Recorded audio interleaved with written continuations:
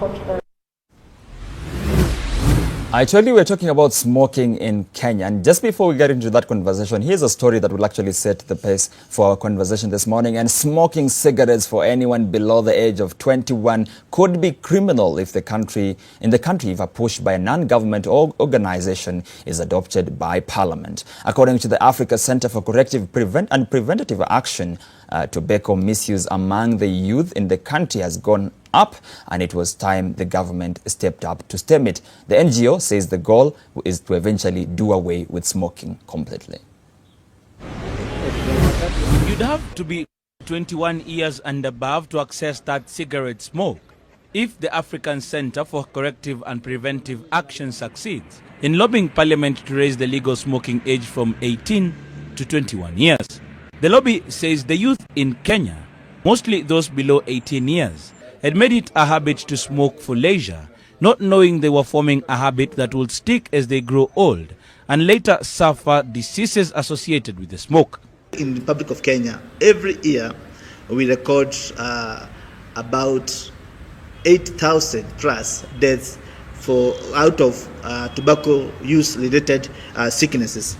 According to the non-governmental organization, the disclaimer on the cigarette boxes has done little to deter Kenyans from smoking, and it is now time for drastic action for the government. This age of 18, we are asking ourselves, is it equal or equivalent to the age of maturity? Because the decision that people can make simply because they have clocked 18 years, it may not be at par with their future, the decision regarding their future. Though the NGO wants the age limit raised to 21 years, they aver the goal is to completely do away with smoking in the country, giving examples of countries that have succeeded in doing so regionally and abroad. In Kenya, the population you have, the smoking population you have of 3 million, ultimately, 50% of that, that's about 1.5 million, will die ultimately out of smoking. According to the lobby, they will start countrywide public participation barazas, whose main aim will be to collect views that will help in formulating a bill to be presented to Parliament through the relevant committee when the world will be celebrating World Tobacco Day. One of the targeted groups are stakeholders in the industry. The engagement you are going to have, the tobacco industry will be one of them. You are going to have engagement with the county governments. We are going to have engagement with the association for parent associations in this country, all the stakeholders in the education sector. Further, the NGO wants the government to ban the usage of mentholated tobacco products, which they say are being misused by young people. The attempt to increase regulation on tobacco will not be the first, as the government has already banned advertising and smoking in public. Kennedy Muredi, NTV. John Macharia, that's the guy who wants us to raise the minimum age for smoking in Kenya from 18 to 21 years old. And he was with us in the studio this morning. John, welcome to the show. Thank you so much. All right, 2.5 million people. That's the number of people who actually use tobacco products. That's an estimate, of course, in Kenya. Mm-hmm. How much of a disaster is this? Well, I think it's catastrophic because if we look at the statistics that we have, both locally and globally, and the harmful effects that come along cigarette smoking, you'd be worried. And both at individual, society and government level, there should be enough actions to tame this. Yes. Do you think we're doing enough? Apparently in Kenya, I would say no. Mm-hmm. Because regulations that we have in place, mm-hmm. they may not be adequate, mm-hmm. and they're not progressive, mm-hmm. and they're not at par with the global trends. One would argue that every year we see new taxes on cigarettes and alcohol, and we've seen the advertisement banned. Is that not enough? Well, that's why actually we normally get it wrong, because the tax and other economic measures, mm-hmm. that are employed by the government to, in a way, to ensure that the cigarettes are very expensive. That should be, it has not been aligned with the public health policy. Because what we should be asking ourselves, any government should first think about health. All the measures, including now the tax and other economic measures that we're talking, they should come as secondary. The primary role should be, how do we ensure that our population are safe and free from cigarette smoking? Okay. Yes. Let me bring in Mr. Joel Gitali here, because Mr. Gitali, you've been doing this for a while with the organization, of course, as the Kenya Tobacco Control Alliance, trying to, of course, reduce the amount of tobacco that is consumed by in the country.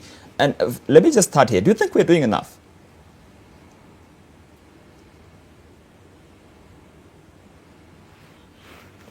Please unmute your mic. Please unmute your mic. We can't hear you. He's trying to unmute his mic, and it's gone off. Let me just continue with you. And we mentioned earlier when I mentioned 2.5 million adults, I purposely omitted the fact that there are more than 20,000 children who actually access, tobacco products in this country. Well, it has been said of that, but probably because our statistics may not be right. Mm-hmm. And given the magnitude mm-hmm. of the old population that are smoking, that number is highly underestimated. Oh. It's highly underestimated. And I can take you back because, what you're talking about, tobacco consumption, is a global concern. Actually, according to World Health Organization, they have categorically said it's an epidemic. Because in the whole world today, we are losing more than 8 million people annually because of smoking. And out of 8 million, over 1.2 million also are dying because of secondary smoke. They are not necessarily a smoker, but they're dying because of secondary smoke. Mm-hmm. So again, you could be like myself. You don't smoke, but you end up dying of it. Precisely. So again, we have about 1.2 billion people who smoke globally.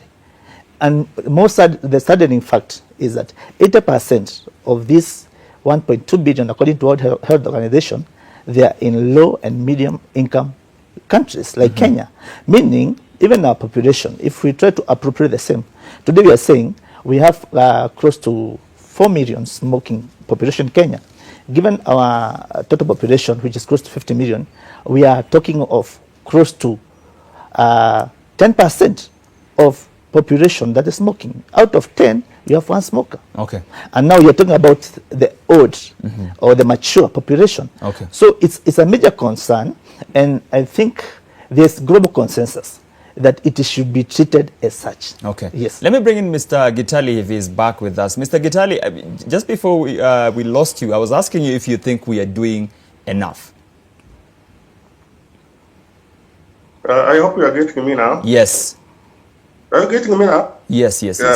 Go on. I was that we are doing much because, as Mr. Macharia has said, the number is far bigger than what we are being told. Because about 4 years ago is when we were talking about 2.5 adults, and we are talking about 1.5 youth.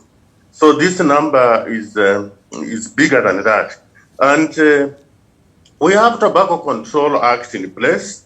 We have the WHO FCTC, which is a convention for tobacco control, in place. Kenya was, in fact, one of the very first countries to sign and ratify WHO FCTC. So whatever we have done, we've done something, yes. But when you look at whatever laws we have and what is going on in the field, the implementation part of it, then you find that what we are doing is very, very, very minimal. Okay. We are supposed to do more, and there is no reason to we should not do that. Okay. And when we say then 20,000 children are accessing tobacco products in this country, and you say then that the figures could be even underestimated, how much of a concern is that to you? Yeah, it's of much concern because, one, tobacco is actually a gateway to harder drugs and every form of unsocial behavior that you can think about.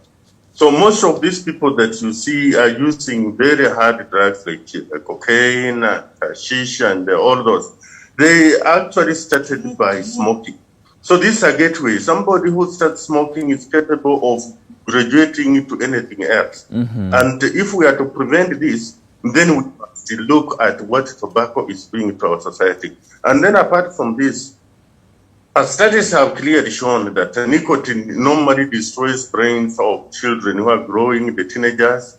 So it has got a lot of health effects on the young people that are growing. So when we let these children to use nicotine products, to use tobacco and other, because nowadays they talk about very synthetic nicotine products, then you find that we are actually coming up with the people who have got mental issues. And at present, you see how much we are addressing the issue of mental health. So there is a bigger problem that we are sitting on unless we seriously implement the Tobacco Control Act and other related policies in this country. Okay. Because it will have a major impact on the population. Okay. Yes. All right.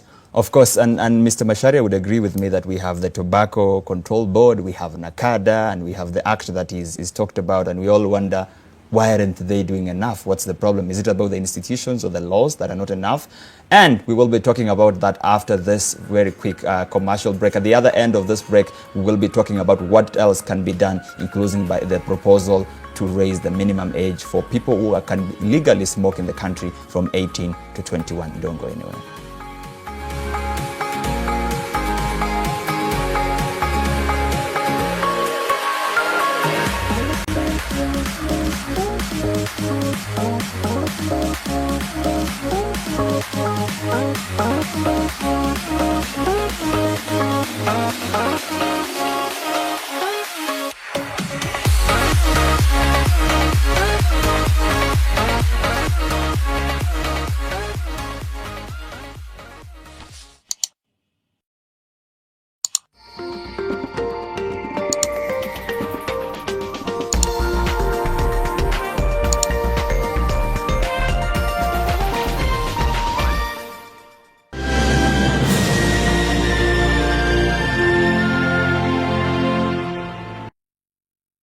Family is working together today.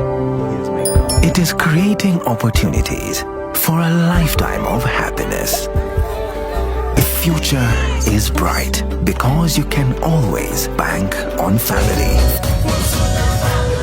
Family Bank, with you for life. Introducing Ushindi Cream Bar Soap. Ushindi Cream Bar Soap with Oxy Bright removes stains effortlessly and brightens colors.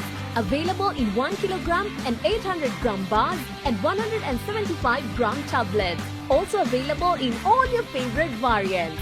Ushindi, a quality product from Pwani Oils. Kwitu is here to connect, support and empower Kenyan women. When you come to Kwitu, you have an opportunity to meet over 14,000 women. Meet Lily Adhiambo Okech, the president of the largest community of Kenyan women in the diaspora. Kwitu has over 30 chapters right now in the United States. Find out how they support each other and their investments back home. Over 300 women have invested with AMG. For us, it's important that we have something at home.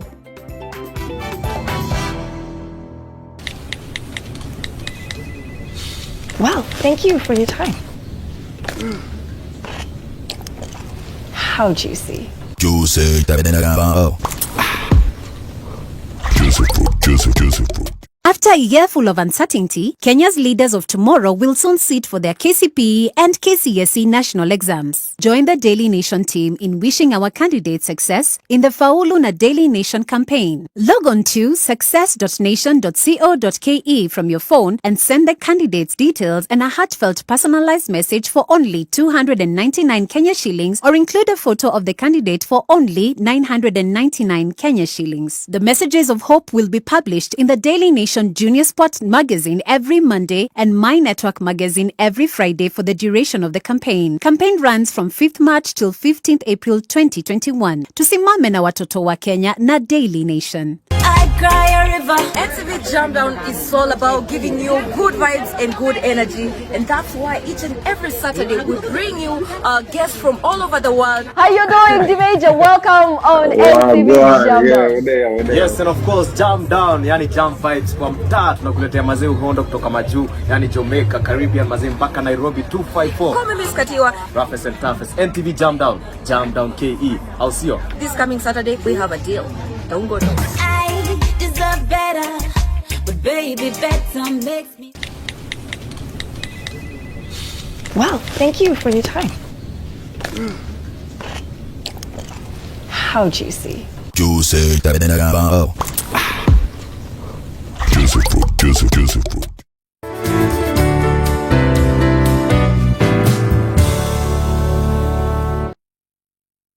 Try Panadol Advance for relief from headaches, body aches, and fever. With Panadol's Optizorb formula, the tablet gently breaks down in the stomach, quickly absorbs, and starts providing pain relief in 15 minutes. For fast and effective pain relief that you can trust, try Panadol Advance.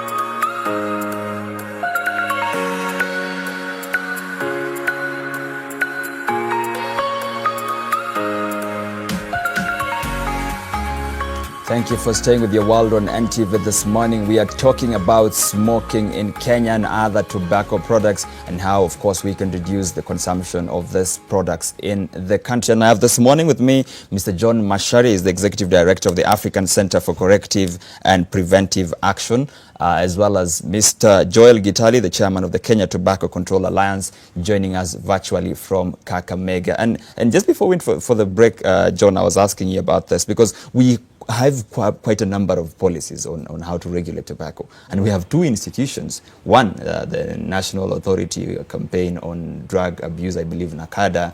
And we also have a board dedicated to just dealing with the tobacco products. That's the Tobacco Control Board. But people just can't stop smoking. Well, you realize that these institutions are there. Mm-hmm. And they are supposed actually to police public health in this country. But you realize that even Kenya, and especially on the side of tobacco, you can know that you've come through a very painful journey even to realize the current regulations. If I take you a little bit back, and if you comparatively with developed economy, like in United States of America, they started working on their regulation from early 50s, mm-hmm. and actually by 1965, they had even banned things like digital advertising. And UK 4 years down the line. We only did it a while, just 4 years ago, I believe.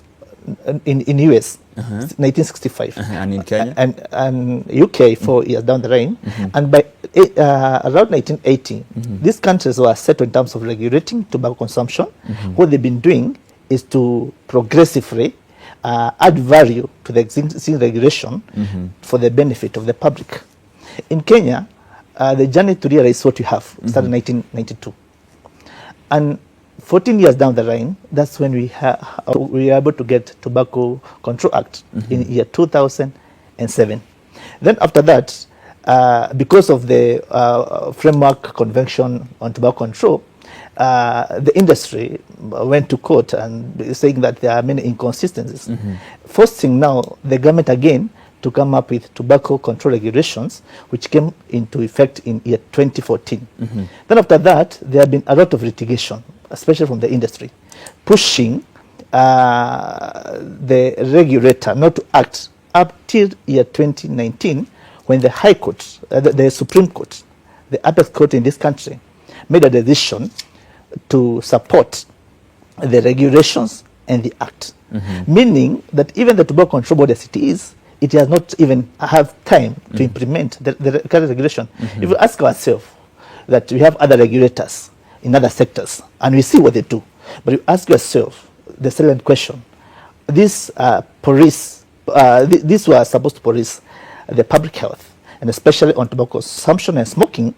what can we say as public, or you as Victor, can you say you have seen coming from the board? And considering then that even I who don't smoke can be still affected and die from the effects of smoking the tobacco products, yes. Do you think then that the government is sort of neglecting its mandate in terms of protecting the entire population? Absolutely, absolutely, because we cannot underestimate the risk and the hazard aspect of tobacco smoking, because there are health issues, there is also environmental issues, and also there are both social costs that comes when you're talking about sick people because of sickness that are related to tobacco consumption. So there are multitude of issues. Even when you talk about regulation right now, we know there's a lot that need to be done to ensure that we as a country attain the best standards, to ensure that as much as they may have few people who are smoking, but on average and generally, the public health aspect has been well taken care of. Okay. And of course, we've been asking you to be part of this conversation and send us your feedback on social media. Let's see if we can get some of that feedback. Remember, on the question of the day, we had asked you, what should be done to prevent and reduce tobacco use among young people and children? That is in Kenya. Let's sample that part of that feedback that you've been sending us. If we are that ready. Yes, PKMKE says, why smoke and tell your children not to smoke? Lead by being a good example to them. Oh, thank you very much, PKM. Ruben Onyando, he says, we should not send our children to buy cigarettes for us. Some children start smoking just because they saw a person who is significant or role model to him or her smoke. Thank you, Ruben Onyando, of course, highlighting the issue of what the role that parents play in leading their children into smoking. Nyaga Silas, he says it's parents who do much damage by sending their children to buy cigarettes for them and then even smoke in their house. How do you think the children will do? Good question, Nyaga. David Israeli says, in the early days, the children belonged to the society whereby any elder would discipline them whenever they misbehaved. Nowadays, if you try to correct the behavior in somebody's child, it becomes a police deal. Wow. Thank you very much, David Israel. And I just want to bring Mr. Gitali back to the conversation. From the feedback you had, Mr. Gitali, a number of course, our viewers actually believe that even parents play a role in terms of influencing their children and leading them into smoking. That's very true. Parents and generally all the members of the society, because children tend to believe that what a parent or somebody who is respected in the society is doing is right. So when the parents consume tobacco products and the children are seeing, then they are actually attracted to that, because children learn more by observing what the elders are doing, and therefore they come into it because they feel that already is justified, it is something that has been approved by those that matter in the society. Okay. So we must always be careful. And then those, as we have said, that send their children to buy for them these things. Yeah. Also, rather, they make the children to feel that they should, the correct thing for somebody to do, especially a man, because the boys are mostly affected, is smoking. So if you don't smoke, then you are not a true man. Okay. So parents should be very careful what they do. Yeah, it's very, very sad. And Mr. Gitali, on that very same point about the youth then, because there's been a concern that the industry intentionally targets these young people. We've seen quite a number of products that are designed, the way they are designed to look like they are not harmful, but indeed research shows that they are harmful. Some of them include, these electronic cigarettes that do not produce smoke. Some of them include the recently controversial issue of nicotine pouches. How much of a concern is it to you now that we're seeing the industry sort of intentionally targeting young people with this sort of attractive products? Yeah, the industry is finding new ways of retaining their market and even expanding it. You know, in the past, it used to be a bit difficult for a young person to start smoking because of that choking, smoke and all that. But now the industry has come up with the products that are very smooth, with nice flavors, and yet very little, with the nicotine, highly addictive. So children are attracted to the flavors. They do not actually know what they are entering. In fact, even when we went about talking about things like shisha, we talk about the nicotine pouches. There are many who get shocks, including fellows. Even sometimes we visited these media houses, and those who are there, the interns, and even those working, say, "Hey, we didn't know this." So children are attracted. These are like traps. When you bring nicotine pouches, and they are very accessible, then they are very cheap, then children feel that this is the right thing to do. And that's why we have had a big problem, especially during this corona period, whereby schools and other learning institutions were closed down. And therefore these young people and the children were at home, and they went into consumption of lift. That's why you find a tobacco company saying that it made a profit of 42% over and above what it had made the previous year. And when you look at it, you find that it was all because children were at home, and then there were products to which the children had access, and they were consuming them. So these are things that after somebody has consumed them, they now become addicted. And once addicted, they'll go for anything that is close to them that can provide them with nicotine. Because that is now the thing that they crave. So it is a very bad thing. These things are not supposed to be there because they are used as traps to get children into smoking, and then they permanently remain there until old age, if they reach there, because most of them end up developing diseases and dying early. Okay. Thank you. Let me come back to you, John, because then you think you have some sort of a solution that could help us sort of reduce this problem. And you're thinking of raising, you know, the minimum legal age of smoking from 18 to 21. Talk to us about that petition. The rationale behind this, and as my friend Jola said, that the critical issue for someone in this life to continue throughout is that getting that trap, getting addicted. And I can tell you, for Lile, there's a concept we say in business, Pareto rule, that you spend 80% of your time and energy and resources, take care of 20% of your clientele, who are in turn going to give you 80% of the business. Look at the tobacco industry. They spend all their effort to add the young people, where these young people can only generate 2% of the revenue, but out of these young people who are generating 2% of the revenue, we get 90% of new smokers. So it's a level of initiation. And that's where... It's future revenue, sort of. Yes, they have booked their revenue stream throughout. So that's where we are trying to ask ourselves. In Kenya, there's a minimum legal age set by in the regulation, both in Tobacco Control Act and Tobacco Control Regulations, and it says 18 years.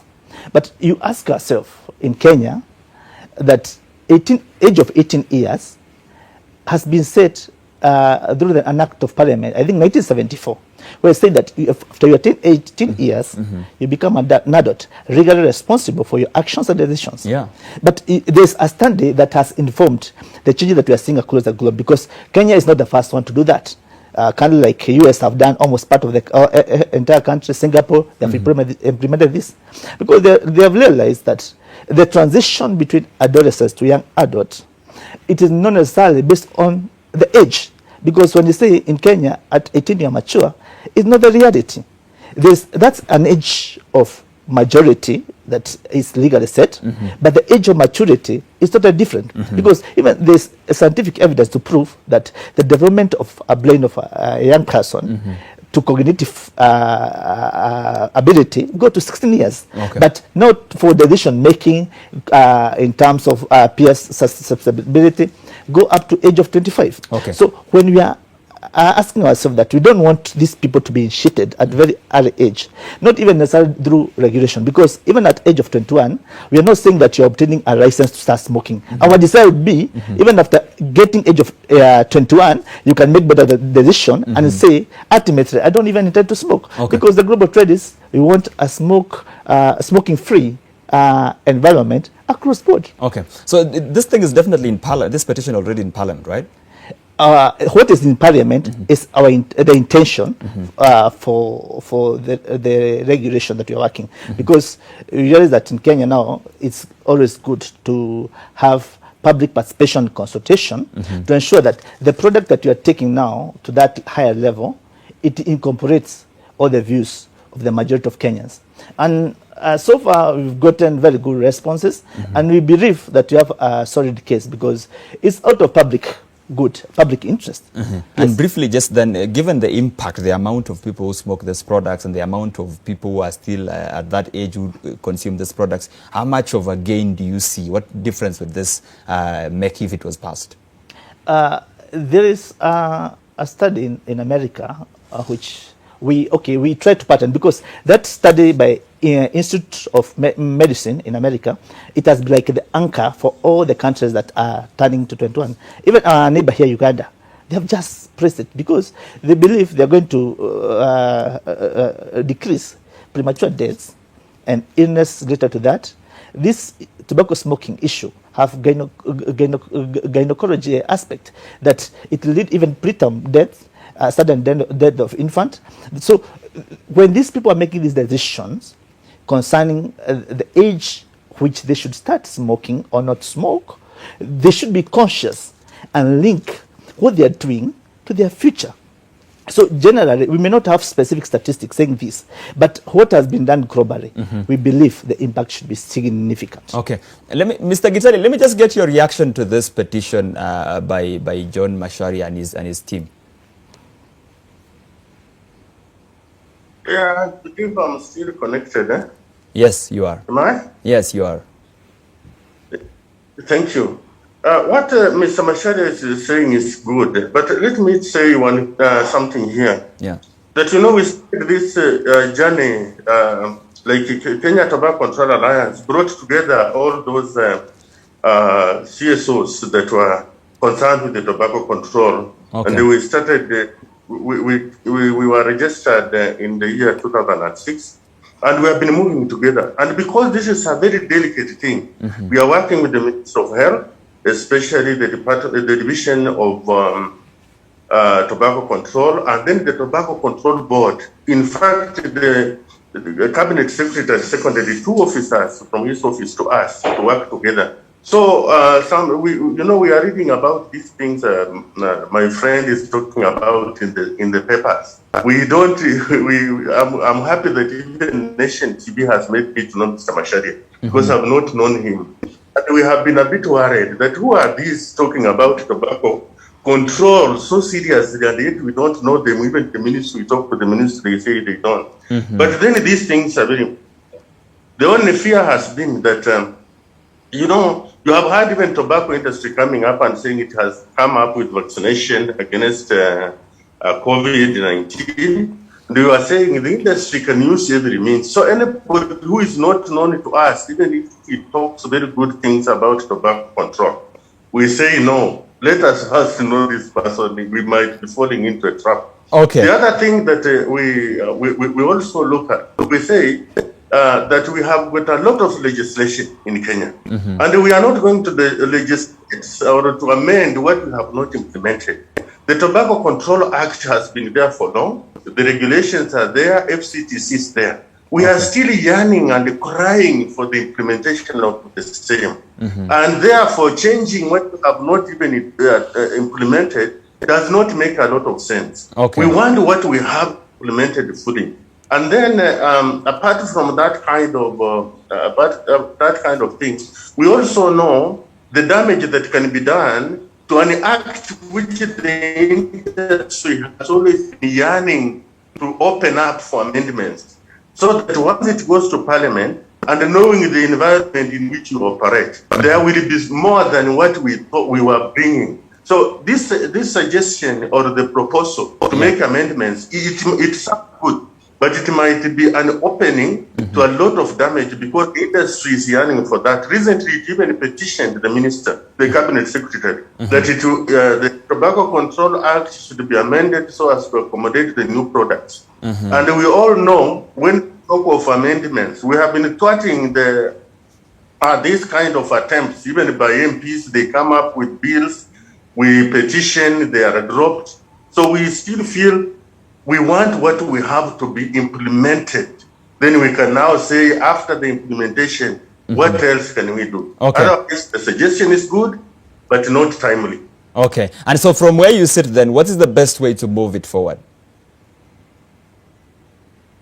The best way to move forward, as I've said, is to ensure that the policies we have, the laws we have are fully implemented by the government.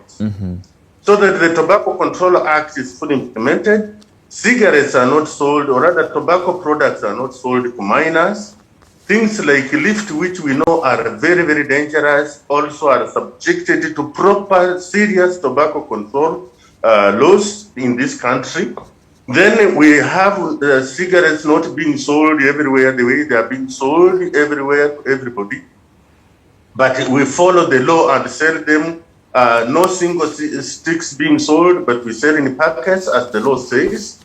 And we ensure that the tobacco industry adheres to whatever is required, like the payment, the taxes, because the industry is very good at evading and avoiding taxes. Okay. It is happening in other countries, and such allegations have been here in Kenya. Bribes, these things to do with bribery have been talked about here, and they compromise the system so that it doesn't work the way it is supposed to be working. All right. So there is much more to be done, what we have, than starting to talk about even about amendments, which sound so good.